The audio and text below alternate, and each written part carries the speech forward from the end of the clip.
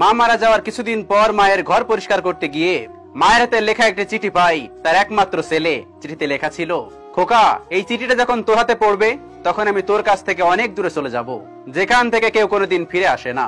খোকা, তোর অনেক কথাই মনে নেই, তাই আমি এই চিঠিতে লিখে গেলাম তোর মনে না থাকা কথাগুলো। তুই যখন ছোট্ট ছিলি একবার তোর জ্বর এসেছিল। আমি 3 রাত ঘুমাতে পারিনি, তোকে বুকে নিয়ে বসেছিলাম, কারণ তোকে বিছানায় শোয়ালেই তুই কেঁদে উঠতিস। তোর বাবা মাকে বলেছিল তোকে শুইয়ে রাখতে, কিন্তু আমি পারিনি। সেজন্য তোর বাবা আমাকে অনেক কথাও শুনিয়েছিল।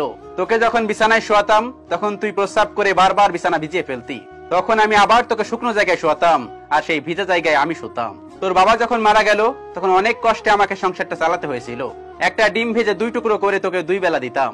এমন দিন গেছে শুধু লবণ দিয়ে ভাত খেয়েছি আমি, কিন্তু তোকে বুঝতে দেইনি।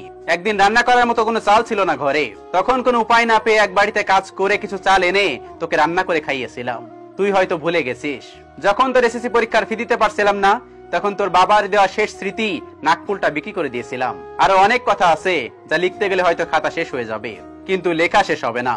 ভাবছিস এত কথা তোকে কেন লিখে গেলাম? তুই যখন বড় হলি, ভালো একটা চাকরি পেলি, কিছুদিন পর বিয়েও করলি, তখন আমি তোদের নিয়ে ভালো ছিলাম। মনে আছে খোকা, একদিন ঘর থেকে কিছু টাকা চুরি হলো। সেদিন তুই আমাকে জিজ্ঞেস করেছিলি আমি তোর টাকার ব্যাপারে কিছু জানি কিনা। তুই আমাকে সরাসরি কিছু না বললেও আমি বুঝতে পেরেছিলাম তুই আমাকে চোর ভেবেছিলি। এর কিছুদিন পর তুই আমার চোরের অপবাদ দিয়ে অন্য একটা ঘরে রেখে দিলি। খোকা, আমার সেই ঘরটিতে থাকতে অনেক ভয় করতো রে, কারণ ঘরটা তোদের কাছ থেকে অনেক দূরে ছিল রে। খোকা, তোকে একদিন বলেও ছিলাম যে আমার একা একা থাকতে ভয় লাগে।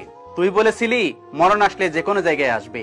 আমার হাঁটুর ব্যথাটা বেড়েছিল, তুই বলেছিলি এই বয়সে ওষুধ খাওয়া লাগে না, এমনি এমনি ঠিক হয়ে যাবে। খোকা, বিছানা থেকে উঠতে পারতাম না, শরীর ফসকা পড়ে গেছিল, শরীর থেকে পচা গন্ধ আসতো। কতদিন যে গোসল করিনি তা ঠিক বলতে পারবো না। খোকা, তোর ঘরটা ছিল আমার ঘর থেকে অনেক দূরে, কখন আসিস আবার কখন চলে যাস আমি কিছুই দেখতে পারতাম না, তবুও পথের দিকে তাকিয়ে থাকতাম। খোকা, তুই যখন ছোট ছিলি তখন তোকে কোলে নিয়ে আমি খেতে বসতাম, তবুও তোকে কখনো চোখের আড়াল হতে দিতাম না। মাঝে মাঝে যখন তুই আমার রুমে আসতিস তখন মুখে রুমাল দিয়ে আসতিস। কেন রে খোকা? আমার শরীর দিয়ে পচা গন্ধ আসে বলে?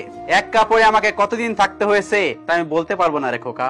তুই যখন অনেকদিন পর একবার আমাকে দেখতে এসেছিলি, আমার খুব ইচ্ছা ছিল তোকে একবার বুকে জড়িয়ে ধরি, কিন্তু খোকা পারিনি তোকে বুকে জড়িয়ে ধরতে, কারণ আমার শরীরে তো অনেক ময়লা ছিল, তাতে যদি তোর দামি শার্ট প্যান্ট নষ্ট হয়ে যায়, এই ভয়ে তোকে বুকে নিতে পারিনি সেদিন। খোকা, কখনো তুই আমাকে একবারের জন্য জিজ্ঞেস করিসনি মা তোমার কিছু খেতে মন চাই? খাওয়ার কথা থাক, কতদিন যে তোর মুখে মা ডাক শুনিনি তাও ঠিক বলতে পারবো না রে। খোকা, আমার কি অপরাধ ছিল যে আমাকে তোর কাছ থেকে অনেক দূরে রাখলি? খোকা, তুই কি পারতি না আমাকে তোর কাছে রাখতে? খোকা, তুই কি পারতি না আমাকে একটা ভালো কাপড় কিনে দিতে?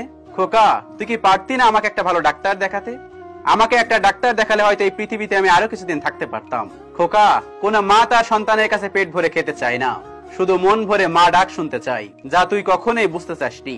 খোকা, তোর একটা শেষ অনুরোধ করছি, আমার এই চিঠিটা তোর সন্তানদেরকে পড়ে শোনাবি, কারণ তুই বৃদ্ধ হলে তোর সন্তানরা যেন তোর সাথে এমন কিছু না করে।